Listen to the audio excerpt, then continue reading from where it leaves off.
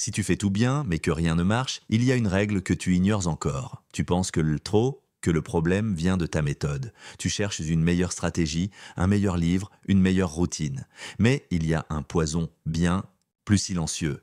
Ton obsession d'éviter l'erreur. Ce besoin d'être prêt, propre, parfait avant d'agir, c'est lui qui te paralyse. C'est exactement ce que Napoleon Hill avait compris. La perfection est l'excuse cachée des plus brillants qui n'avancent pas. Pas parce qu'ils sont incompétents, mais parce qu'ils veulent c'est trop bien faire. Et cette pression, elle ruine ton énergie, ton audace et ton temps. Tu veux changer? Tu vas devoir tuer ton besoin de perfection, pas ton ambition. Dans cette vidéo, on va exposer le vrai prix de la perfection. Puis je vais te montrer comment Napoleon Hill a transformé cette faiblesse en moteur d'action brutal. Pas en théorie, en décision claire. Tu fais tout ce qu'il faut. Tu lis, tu planifies, tu organises. Tu veux faire les choses correctement, avec sérieux. Tu veux mériter ta réussite. Tu veux éviter les erreurs bêtes, les fautes visibles, les déceptions. Mais plus tu avances, plus tu bloques. Tu hésites avant de publier. Tu corriges encore et encore ton projet. Tu attends le bon moment pour lancer cette idée.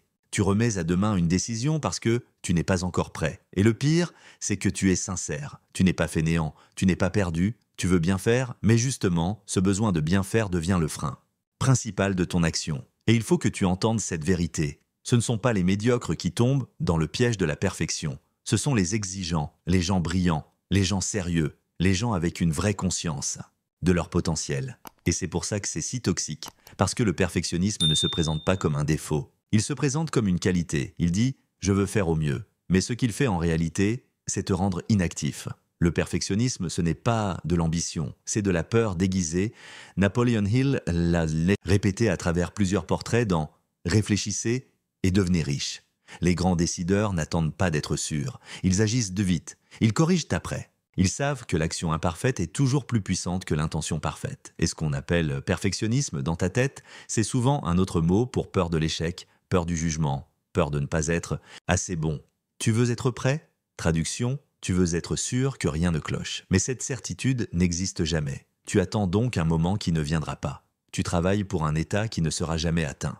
Tu corriges, tu vérifies, tu ajustes, mais tu n'avances pas. Les 3 conséquences invisibles du perfectionnisme. Tu rates des opportunités que tu aurais pu saisir, même avec 60% de préparation. Chaque mois où tu repousses ton projet, en attendant que ce soit mieux, quelqu'un d'autre, moins préparé que toi, publie, tente, vend, teste. Et il progresse. Pendant que toi, tu peaufines ton fichier. Tu étires ton stress jusqu'à saturation mentale. Le cerveau humain n'est pas fait pour maintenir une pression constante sans exécution. Chaque action non terminée devient un poids mental. Tu crois que tu es en réflexion, mais tu es juste coincé dans une boucle d'anticipation. Résultat, fatigue, doute, surcharge. Tu te déconnectes de la réalité. À force de viser un niveau de parfait, tu perds de vue ce qui fonctionne dans la vraie vie. Tu crois que ton idée est la meilleure parce qu'elle est mieux construite. Mais la réalité récompense ceux qui osent, pas ceux qui préparent des sans fin. Ceux que Napoleon Hill a observés chez tous les leaders qu'il a étudiés. Aucun d'eux n'était parfait, mais tous avaient ceci en commun. Ils avaient appris à vivre avec l'inconfort d'agir sans garantie. Henry Ford a lancé ses modèles avant d'avoir toutes les pièces. Thomas Edison a testé plus de 10 000 fois avant de réussir son ampoule. Theodore Roosevelt disait « Fais ce que tu peux, avec ce que tu as, là où tu es ». Et il résume cette capacité en un mot, décision, pas décision théorique, pas planification, décision d'agir, même si ce n'est pas encore parfait. Surtout si ce n'est pas encore parfait. Le piège mental, je ne veux pas me tromper. Tu crois que tu veux réussir. Mais souvent, ce que tu cherches inconsciemment, c'est ne pas échouer. Ce n'est pas pareil. Réussir, c'est avancer avec risque.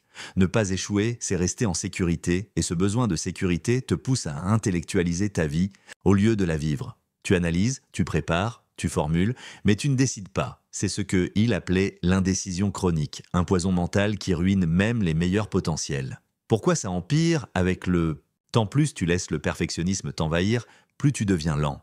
Plus tu deviens lent, plus tu doutes. Plus tu doutes, plus tu remets à plus tard. Et cette spirale est progressive. Elle ne te casse pas d'un coup, elle te grignote. Tu ne te réveilles pas un matin en disant « je suis bloqué ». Tu t'éteins lentement en croyant que tu es en train de peaufiner. Mais au fond, tu le sens. Tu sais que tu n'avances pas. Ce que tu dois voir en face, tu ne peux pas gagner en jouant défensif. Tu ne peux pas créer du réel en corrigeant éternellement ton brouillon et tu ne peux pas changer de vie tant que tu refuses de produire du mouvement imparfait. Le monde ne t'attend pas.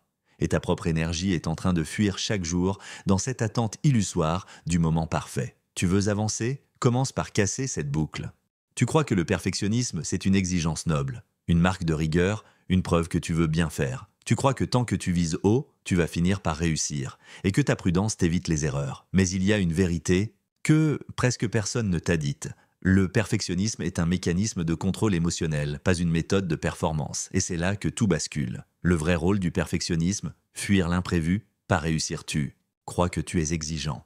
En réalité, tu es dans le contrôle. Et le contrôle, c'est une réaction de défense. Tu veux prévoir, sécuriser, tout anticiper. Tu veux que ce que tu produis soit au-dessus de toute critique. Mais ce n'est pas de l'exigence, c'est une armure. Pourquoi? Parce qu'au fond, tu as peur de vivre ce que tu ne maîtrises pas. L'échec.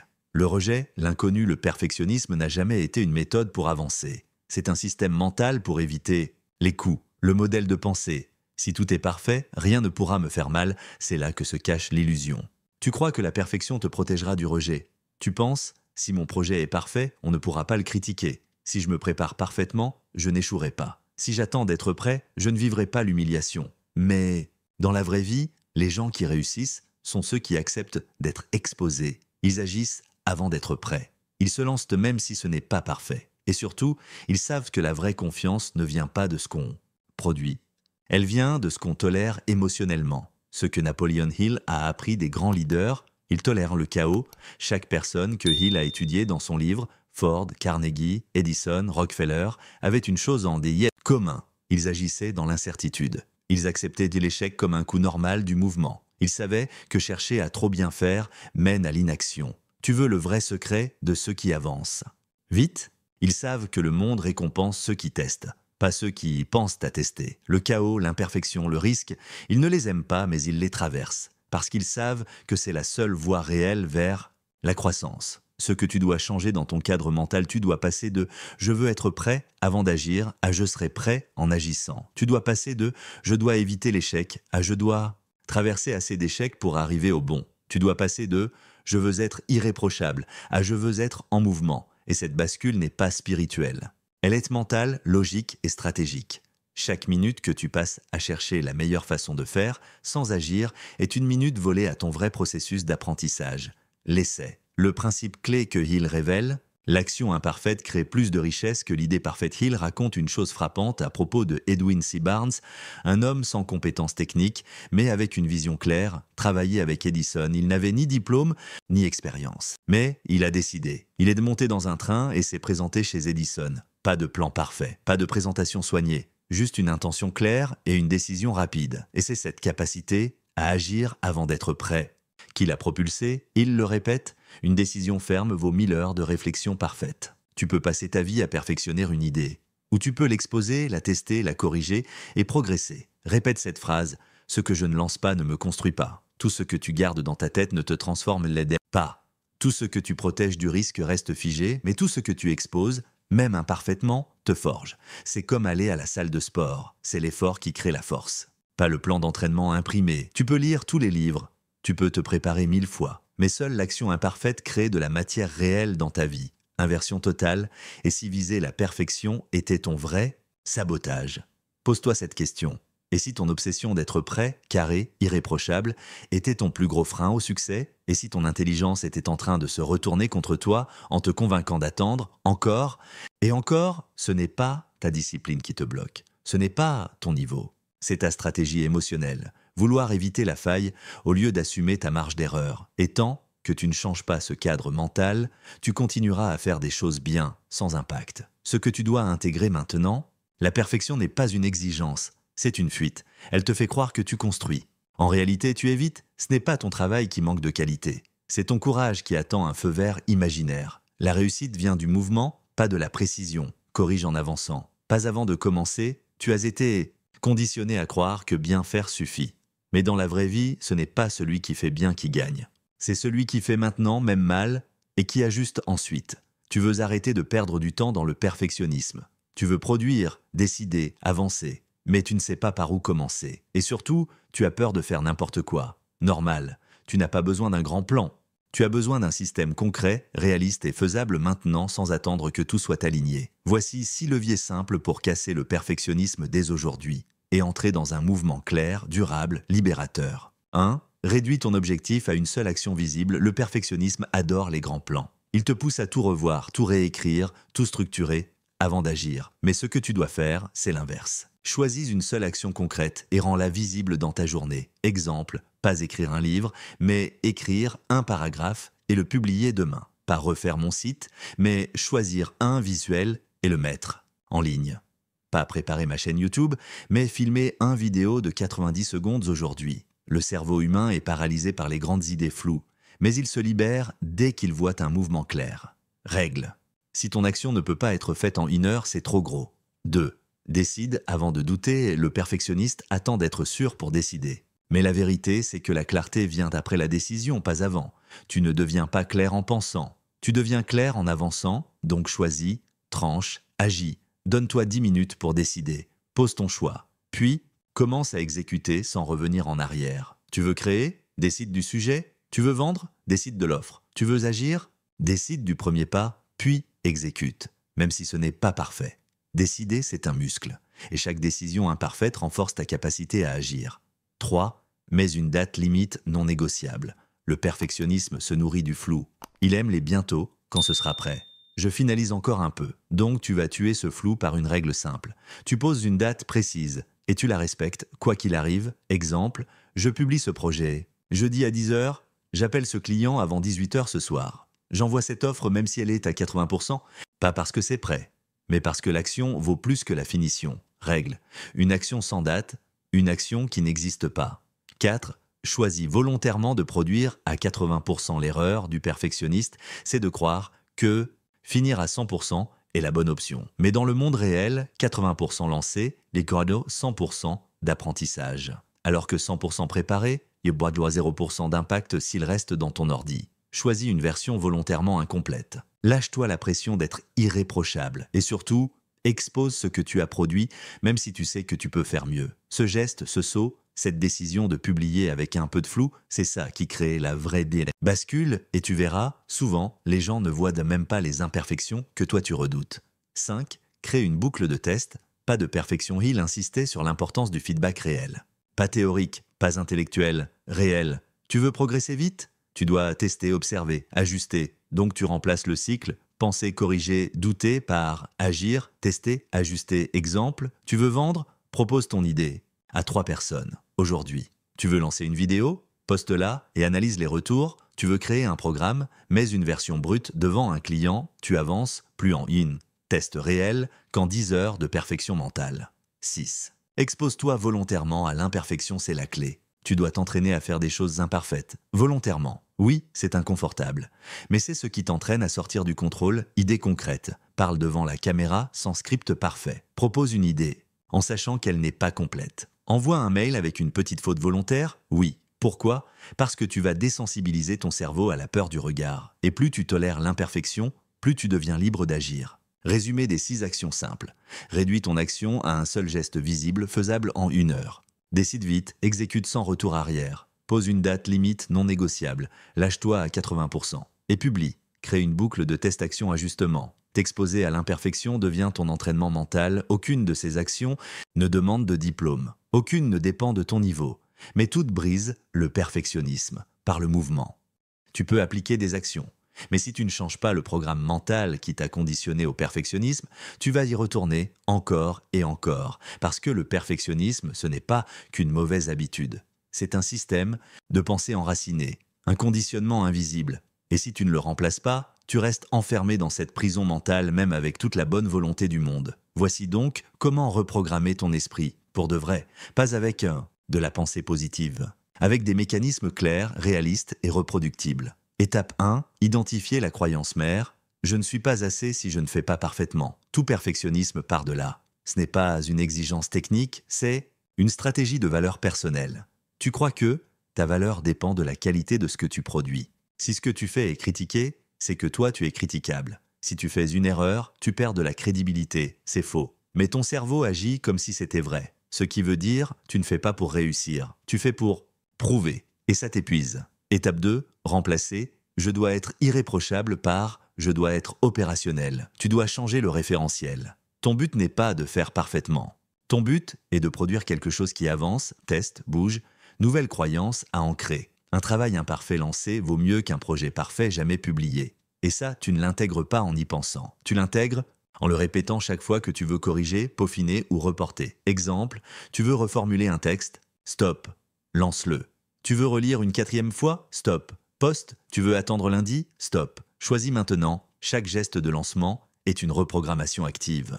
Étape 3, revoir la définition de qualité. Ta tête croit que qualité milliard, zéro faute, mais dans le monde réel, qualité milliard, résultat. Qualité milliard, test réel. Qualité milliard, feedback du terrain. Donc tant que tu n'as pas mis ton projet en circulation, tu ne peux pas savoir ce qu'il vaut. C'est comme croire qu'un plat est bon parce qu'il est beau, sans jamais l'avoir goûté. Et ça, c'est une reprogrammation fondamentale. Tu ne peux pas évaluer ton travail tant qu'il n'est pas lancé. Arrête de juger ton idée depuis ton salon. Expose-la et laisse la réalité te dire ce qui marche. Étape 4. Recoder ta tolérance à l'imperfection visible, c'est ici que le basculement devient profond. Tu dois t'entraîner à voir une faute, une hésitation, une faiblesse apparente, sans paniquer. Exercice réel, publie quelque chose d'imparfait. Laisse-le en ligne pendant 24 heures. Observe ta réaction. Ne supprime rien. Reviens voir les commentaires. Analyse. Ce n'est pas pour te forcer. C'est pour apprendre que l'imperfection visible ne tue pas. C'est même le contraire. Elle te rend plus humain, plus audacieux, plus libre, et plus tu tolères ça, plus ton système mental se nettoie du besoin de briller. Étape 5, rediriger ton énergie vers le mouvement. Pas la validation, tu as appris à faire pour être validé. Maintenant, tu vas faire pour construire, point, différence. Valider, c'est attendre le retour positif de l'autre. Construire, c'est poser une brique de plus, que quelqu'un regarde ou pas. Nouvelle phrase à graver, je ne publie pas pour qu'on m'aime. Je publie pour bâtir ce que je veux vivre. Et ça change tout.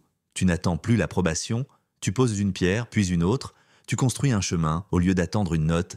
C'est ça, la vraie liberté. Étape 6. Créer une identité active, pas réfléchie. Le perfectionnisme te pousse à te définir par la pensée. Mais ton identité ne se révèle pas dans ce que tu envisages. Elle se révèle dans ce que tu produis, malgré le doute.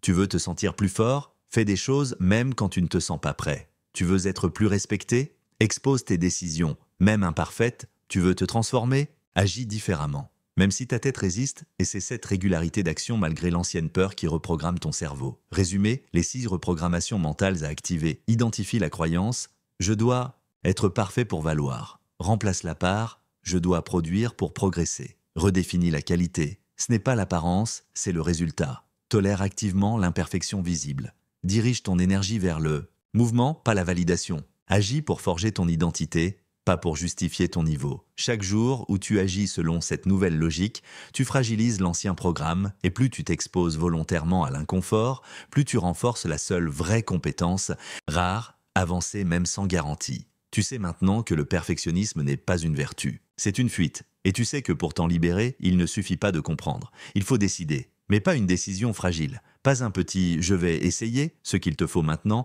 c'est une prise de position intérieure. Ferme. Un point de bascule. Parce que ton cerveau est prêt à t'amener ailleurs. Mais il attend un ordre clair. Pas une intention, une posture. Voici comment prendre cette position. Sans violence. Mais avec autorité. La tienne. Étape 1. Dire « stop » à la logique de fuite. Tu n'as pas besoin d'un autre plan. Tu n'as pas besoin d'un autre outil. Tu as besoin de dire « à partir d'aujourd'hui, je ne fuis plus l'erreur, je l'intègre ». Tu as le droit d'avoir peur. Mais tu n'as plus le droit de faire de cette peur ton pilote automatique. Ce que tu refuses de lancer, c'est ce qui te tient. Ce que tu retardes, c'est ce qui te contrôle. Et si tu veux reprendre le contrôle, tu dois commencer par désobéir à ta peur. Étape 2, te regarder en face. Tu n'as plus besoin d'être parfait pour agir, regarde bien, tu as survécu. Jusqu'ici, même avec des défauts, même avec des hésitations, même avec des versions incomplètes de toi. Et pourtant, tu continues à croire qu'il te faut un niveau supérieur pour agir. Stop, point, tu n'as pas besoin d'être prêt. Tu as besoin de t'engager. La vraie transformation ne vient pas de la progression technique. Elle vient de ce moment précis où tu te regardes dans le miroir et tu dis « je suis suffisant pour commencer ». Étape 3, activer une colère saine.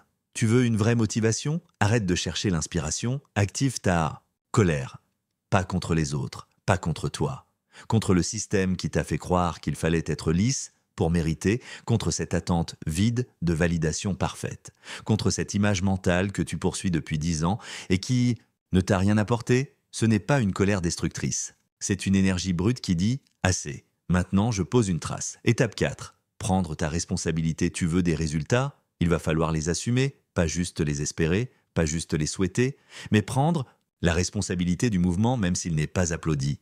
Et ça veut dire une chose très simple. Tu acceptes d'être jugé, tu acceptes de faire faux, tu acceptes de ne pas être à ton meilleur et d'avancer quand même. C'est ça, être adulte dans sa croissance. C'est ça, être souverain. Étape 5. Fixer un contrat intérieur non négociable. Tu veux vraiment changer? Écris ce qui suit, mot pour mot. À partir d'aujourd'hui, je choisis l'action visible plutôt que la perfection invisible. Je choisis d'être imparfait mais réel, plutôt qu'attendu mais inexistant.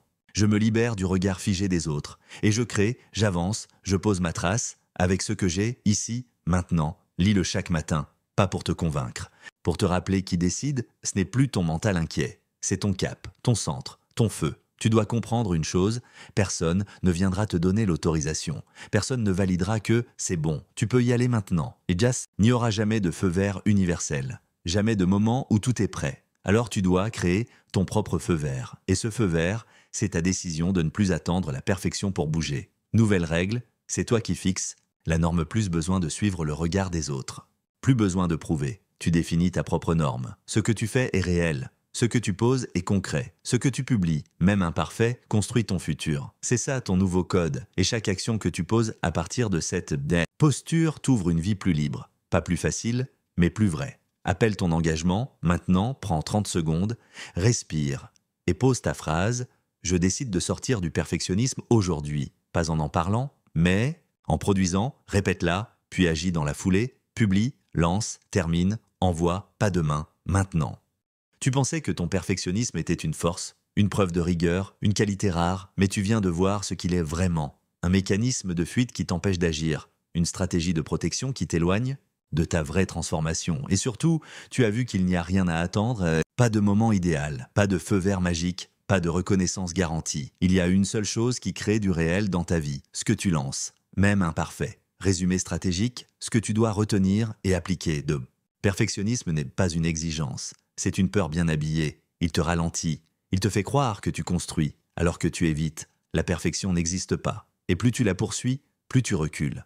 La vraie maîtrise vient de la fréquence, pas de la finition. Ton cerveau est capable d'un autre fonctionnement. En recodant ta tolérance à l'imperfection, tu ouvres un tunnel d'action continue. Tu ne dois pas attendre de tout comprendre pour agir. Tu dois agir pour commencer à comprendre. Tu peux décider, là, maintenant. Et ce que tu décides, tu peux le poser en action visible dans les 60 prochaines minutes. Ancrage final, une seule idée à retenir, ce n'est pas la qualité de ton travail qui change ta vie. C'est la quantité d'actions visibles que tu poses malgré l'imperfection. Si tu retiens une seule chose, c'est en publiant imparfait que tu deviens puissant, pas en corrigeant en boucle, pas en attendant, pas en préparant indéfiniment.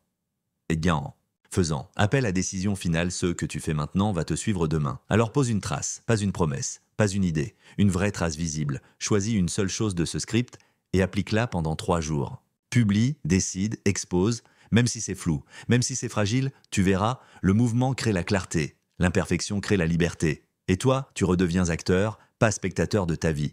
Laisse un mot ci-dessous si ça résonne. Pas pour moi, pour toi. Abonne-toi si ce que tu entends te fait réfléchir pour de vrai, pas pour du contenu, pour ton contenu intérieur.